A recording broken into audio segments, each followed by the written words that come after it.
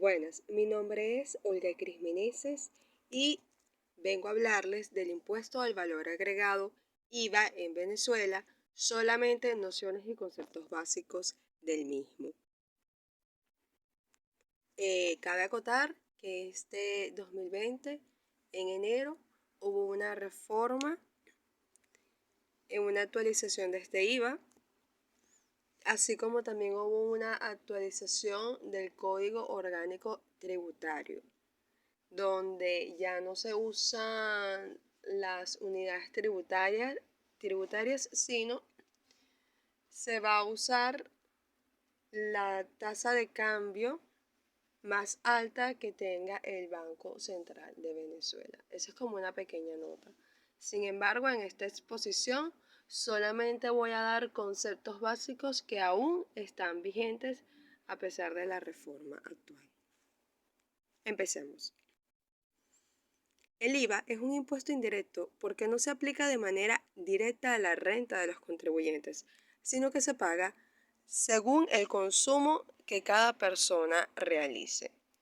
Como vemos, cada vez que uno hace una compra y le dan su factura, uno puede ver en la factura todo lo que gastó y abajo hay aparte una línea exclusivamente donde se suman el IVA de cada producto que se compró.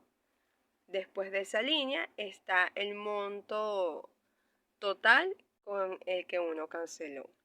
Existen varias tasas del impuesto al IVA, desde el 8% hasta el 16,5%.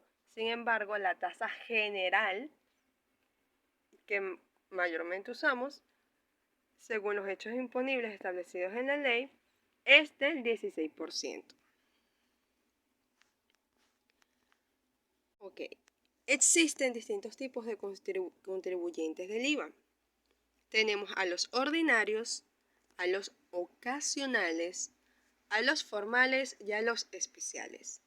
Los contribuyentes ordinarios son los importadores habituales, los industriales, los comerciantes, los prestadores habituales de servicios y en general toda persona natural o jurídica que como parte de su giro, objeto o aplicación realice las actividades, negocios jurídicos u operaciones que constituyen hechos imponibles. Tenemos que tener presente cuáles son los hechos imponibles.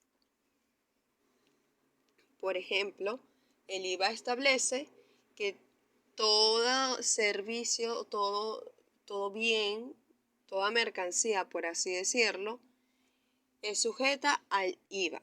Sin embargo, todos los bienes inmuebles, como casas, apartamentos, etc., no están sujetos al IVA.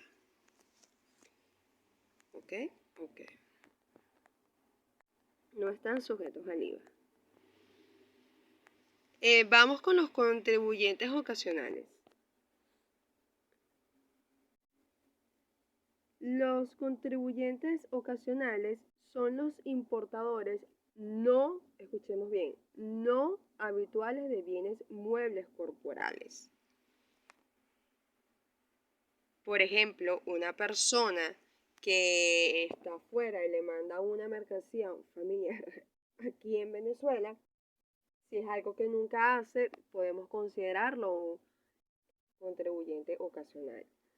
Estos contribuyentes deben efectuar en la aduana el pago del impuesto correspondiente por cada importación realizada sin que genere créditos fiscales a su favor. Más adelante vamos a explicar el término de créditos fiscales y sin que estén obligados a cumplir con los requisitos y formalidades establecidos para los contribuyentes ordinarios.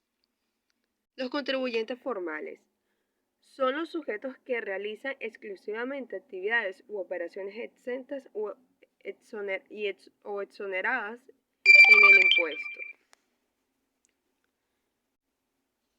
en el impuesto del IVA. En ningún caso los contribuyentes formales estarán obligados al pago de este impuesto, no siendo aplicable, por tanto, las normas referentes a la determinación de la obligación tributaria. Voy a aclarar que cuando hablamos de exentos es porque la ley del IVA establece cuáles son los sujetos que no deben cancelar el IVA debido a que realizan ciertas actividades. Y cuando hablamos de exonerados, estamos hablando de un decreto presidencial donde se establece cuáles son los sujetos que no van a cancelar el IVA a consecuencia de las actividades que realicen.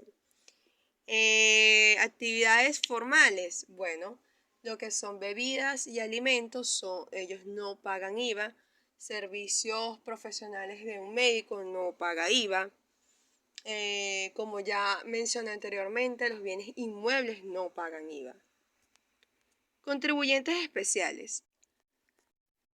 Los contribuyentes especiales son sujetos que, de acuerdo a la última declaración jurada anual, hayan obtenido ingresos brutos superiores a 120.000 unidades tributarias o que hayan realizado ventas o prestación de servicios mensuales a un monto superior a 10.000 unidades tributarias en cualquiera de las 6 últimas declaraciones de IVA. No incluye actividades de explotación de minas, hidrocarburos o actividades conexas. El IVA, el CENIAT designa responsables del pago del IVA en calidad agentes de retención a contribuyentes a los cuales él haya calificado como especiales.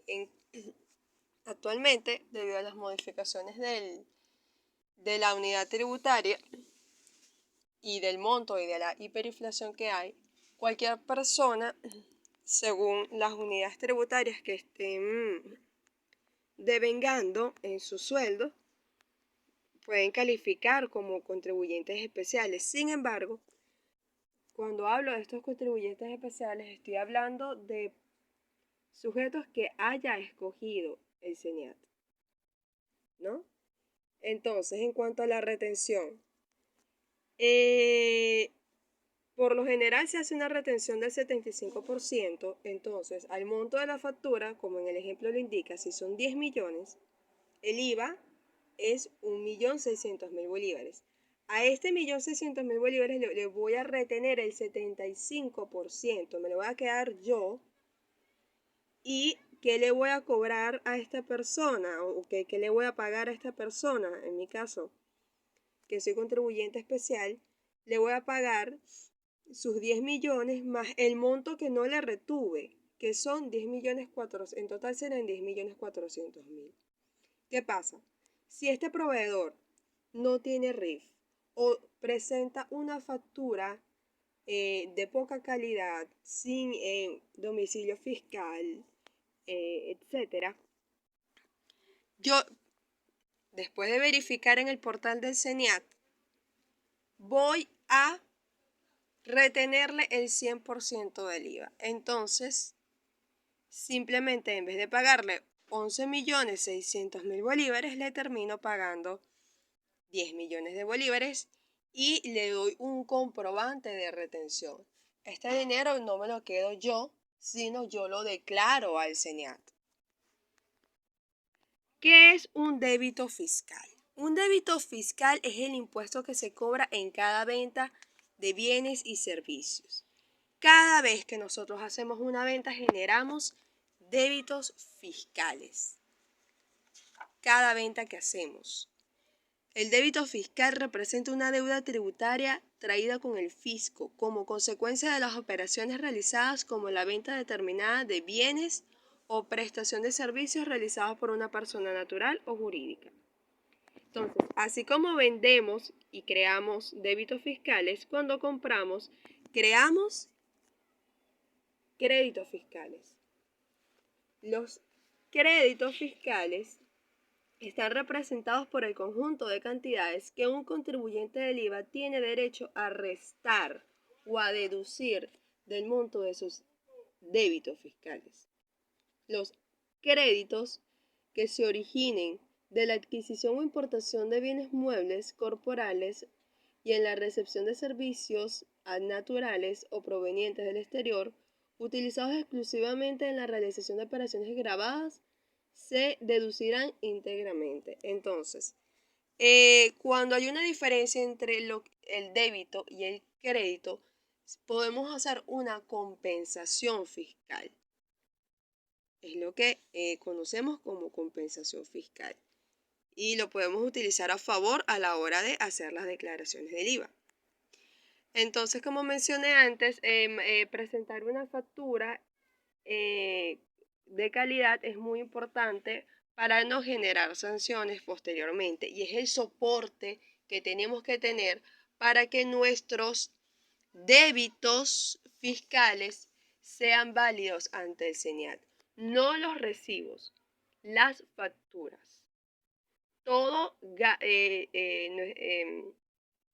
todo débito y todo crédito fiscal, porque los créditos son las compras que hacemos, corrijo eso que dije.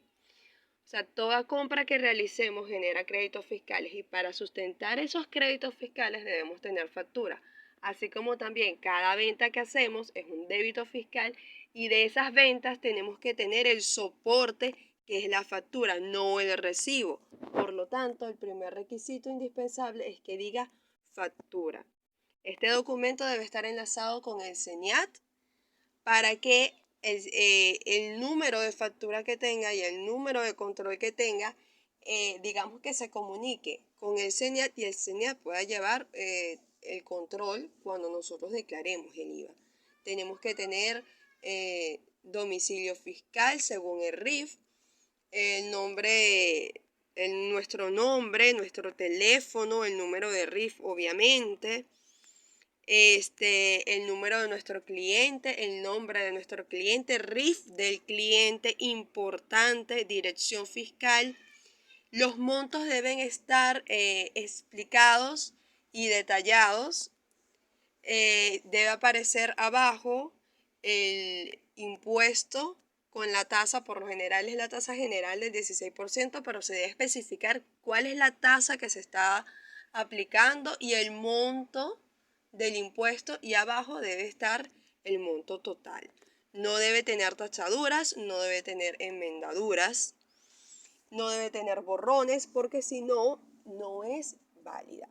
Esto fue un pequeño resumen de conceptos básicos del IVA. Espero haber sido didáctica. Son nociones básicas que tenemos que tener presentes a la hora de realizar nuestras facturas y a la hora de hacer declaraciones del impuesto agregado, del impuesto al valor agregado. Muchas gracias.